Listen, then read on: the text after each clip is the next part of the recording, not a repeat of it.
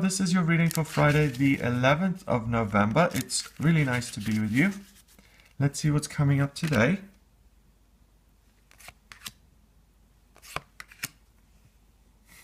By the way, if you're starting out with tarot cards and you're just learning, don't think that if you see a card like that, you're the only one who goes, uh-oh. If I see a card like that, I'm like, uh-oh. It doesn't look good, but usually it's when you actually analyze the card that you see that there's something positive in it. And a lot of people struggle with the tarot because it does have these really extreme, grim images, but that's what I personally find so helpful, because it really just it's hyperbole. It just exaggerates everything to the point where you can really look at it. So let's see what this is about then. We've got the Six of Swords, the Ten of Wands, and the Knight of Pentacles in reverse. Okay, so the Six of Swords is a journey. You are on a journey forward. And the Ten of Wands just means burden and feeling bogged down with things. They've gone a little bit overboard by adding skulls to it and the moon and fire and all of that stuff. But basically, you're on a journey forward that may feel negative, that you may feel forced to kind of take, and it feels heavy and you feel like you have no choice. And then finally, the Knight of Pentacles in reverse means you're moving forward with something that you don't like. So there's potential for you to be pushed into something that you don't want to do today. Really watch out for that. Don't allow yourself to be derailed.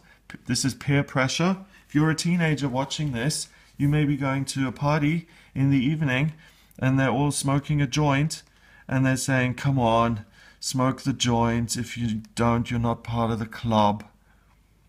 And you may feel the pressure of that, and that you have to go down a road you really don't want to go down. That is one of the toughest things in the world. And be true to yourself. You know, those people who are pressuring you, they're not your friends anyway. That's my experience. All of the people in my life who were into drugs and who were pushing me to do things, they were nowhere to be seen when I needed something. Poof. The other message this could be would be you may be moving along with something and you're carrying a lot of baggage around, and it's that baggage which is actually draining your joy and is making you feel less than happy, and you're continuing forward anyway. So, you know, invest in yourself and say, I am not going to carry this around for the rest of my life. I'm going to get rid of this. You know, so for instance, my divorce was terrible. We went to war with each other for 2 years. We truly loved each other, and it turned to ashes, and that love we had for each other turned to hate, and I still can't believe that happened, and I'm devastated. And oh my God, how did that happen? And I'm still carrying that horrible shock around with me. Why not go see a therapist and talk to them about it? Why not do cognitive behavior therapy and say, I'm not going to keep going carrying this around with me. I want to be done with it. I don't want to shoulder this burden anymore. And if you do that, you can move along with your life in a much more unencumbered and lighter and more joyous way.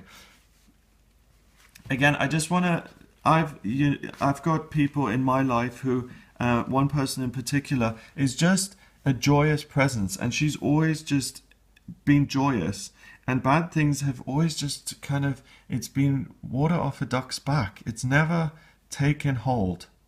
It's never been accepted.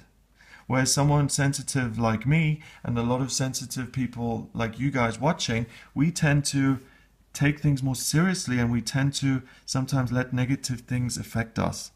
And if there's nothing wrong with that, we're all different, but some of us have to do more work to kind of get rid of the junk. Some people are immune, you know, like this joyous person I know, she's just immune. Things just, they don't take effect because that joy just blasts everything out of the way.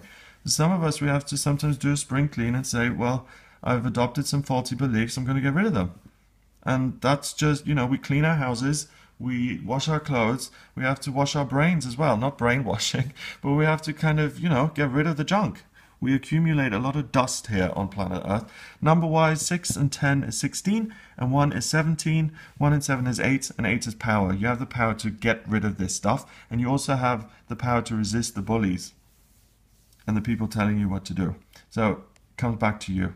Have a wonderful day. If you would like a private reading with me, please get in touch via my website. It's gregoryscott.com. Click on the readings tab to order your reading. Please remember to subscribe, and I'll speak to you tomorrow.